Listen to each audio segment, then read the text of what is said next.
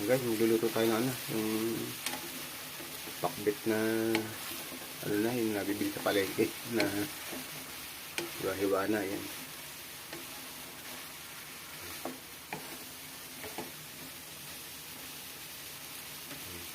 Lagyan na po natin siya ng ano. Ito lang po magiging papalasin yung bagoong lang po.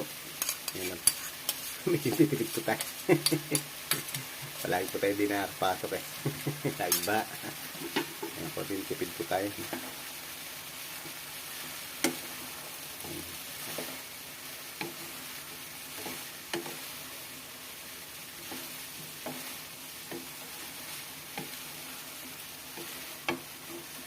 Ayan. Okay, haluto po tayo ng pakbet na masustansyang gulay. Ayan po. Okra, kalabasa, sitaw,